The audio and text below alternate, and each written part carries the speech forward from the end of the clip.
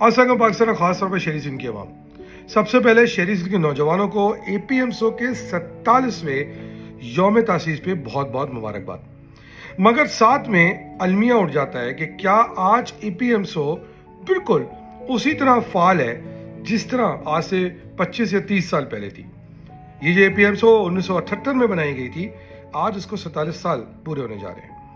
मगर जब हम जैसे लोगों ने एपीएमसो 1993 में ज्वाइन की थी, उस वक्त हम कराची में मौजूद थे और ऑपरेशन के दौरान एपीएमसो को मैंने कम से कम डीजे कॉलेज में ज्वाइन की थी और मुझ जैसे सैकड़ों हजारों लोग थे कि जिन्होंने एपीएमसो को उस टाइम पे ज्वाइन किया और आज एमकेएम की कलीदी कायदीन का क्यादत का हिस्सा है।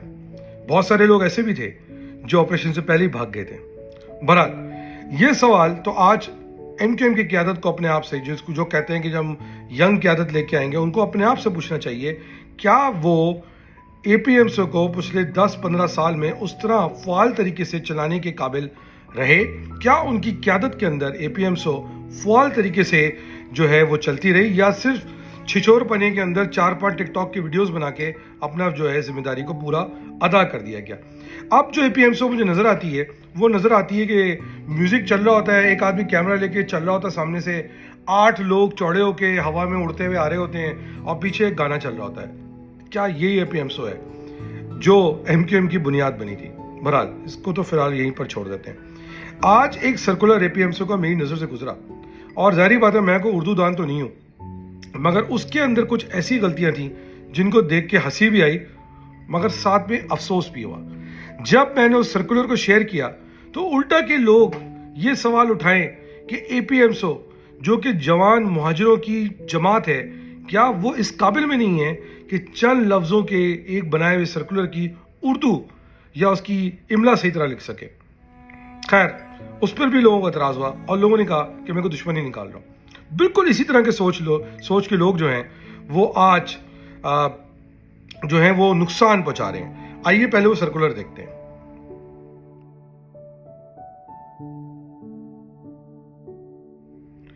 आपने देख लिया कि उस सर्कुलर के अंदर कितनी गलतियां मौजूद थी। कुछ लफ्ज तो ऐसे थे कि उस पर दिमाग कहीं और चले जाता है। बहरहाल क्या करें जब क्यादत ही ऐसी हो। क्यादत के अंदर एक और अहम रहनुमा जो मेरे फेवरेट रहनुमा हैं आजकल, उसका नाम आपको तो पता ही होगा क्या है। खालिद मकबूल उसका नाम है। जी हाँ, खालिद मकबूल जो है वो कोई दिन ऐसा नहीं जाने देता कि कोई ना मारे, भंड ना मारे ना। उसने आज एक और भंड मारा। खालिद मकबूल की टीम आजकल ये साबित करने में लगी हुई है कि खालिद मकबूल एमकेएम के बानियान में से हैं।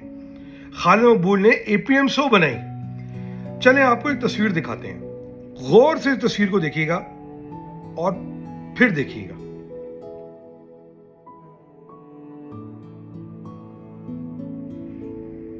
कुछ नजर आया आपको तस्वीर के अंदर? एक दफा फिर गौर से तस्वीर में दिए एक नंबर को पढ़ें। क्या ये 4 लिखा है या ये 14 लिखा है? फिर गौर से पढ़ें।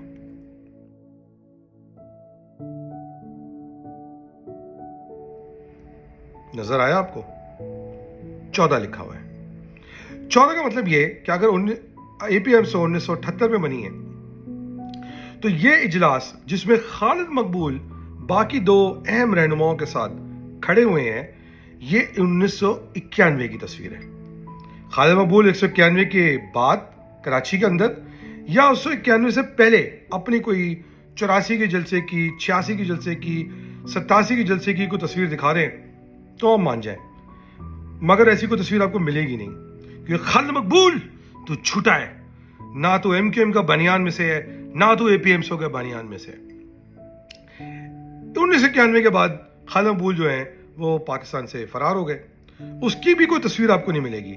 मगर खालिद मकबूल के हवारी इस बेगैरत तुच्छे किस्म के आदमी की 1991 की तस्वीरें दिखा दिखा के ये साबित करना चाहते हैं कि ये हराम खोर एमकेएम के बानियान में से है, ये हराम खोर एपीएमसो का बानियान में से है।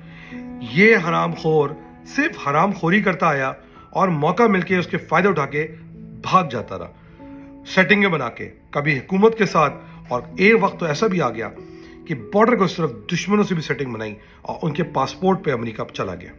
बहरहाल ये सवाल तो मैं अब आप पे छोड़ता हूं कि अब आपने आगे इस पे क्या सोचना है। एपीएमसो का जब मैं ये वीलॉग रिकॉर्ड कर रहा हूं तो एपीएमसो जश्न मनाने जा रही है आज 12 बजे, और सुना एक हफ्ते को भी जश्न है।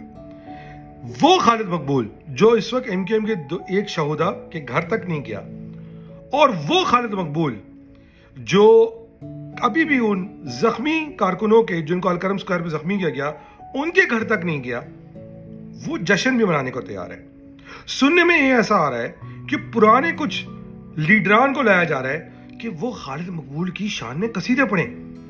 मैं उन तमाम लीडरान को वार्निंग तो नहीं मगर ये समझाना चाहता हूं कि अगर इन्होंने इस तरह की कोई हरकत की तो वो अपनी बची कुची इज्जत भी खो देंगे। फारूक सत्तार से सीखें किस तरह दुनिया में जलील होते फिर रहे। ये आपको सीखना है। इस आदमी के साथ जो खड़ा होगा वो जलील होगा, ख्वार होगा।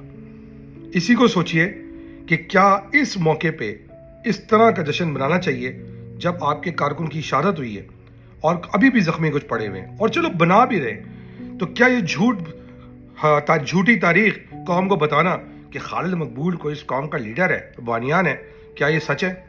मगर ऐसे ही होगा क्योंकि खालिद मकबूल और उसके फॉलोअर्स दोनों इसी तरह के हैं, झूठे, मकार और हरामखोर। और जाते हुए एक चीज और, मेरे पास अभी एक वीडियो रिसीव हुई है जो वहां पर केक काटा जा रहा है भादराबाद ऑफिस के अंदर, इमीनुल हक के अंदर, और उसके जो दरबारी उसके लेफ्ट राइट खड़े हुए हैं। टोटल एपीएमसो जो कि एक जमाने में इतनी बड़ी जमात होती थी वो भादराबाद की सीढ़ियों पर जमा हो गई है। जब एक जमाने में एपीएमसो का इजलास या केक काटने के लिए खुर्शीद मेमोरियल के ग्राउंड कम पड़ जाते थे, रोडें कम पड़ जाती थी, आज वो एपीएमसो एक सीढ़ी पे समा गई है। उस पर बड़ी दरबारी जो हैं वो नोट बनाने, मूड दिखाने के लिए नारे लगा रहे हैं। क्या हालात हैं। ये बर्बादी की तरफ निशानी है। फिर भी लोग कहते हैं कि ऐसे लंगड़े लूले क़यादत को साथ लेके चलें, इन पे बात ना करें। मिल जाएगा तुझको, मंजिल का पता मिल जाएगा एक दिन। बहरहाल इनका वक्त भी जल्द पूरा हो जाएगा, इंतजार कीजिए। पाकिस्तान जिंदाबाद। जे महाजर और एपीएमसो के यौम तासीस पे आप सबको मुबारकबाद। दानिश काजी की तरफ से।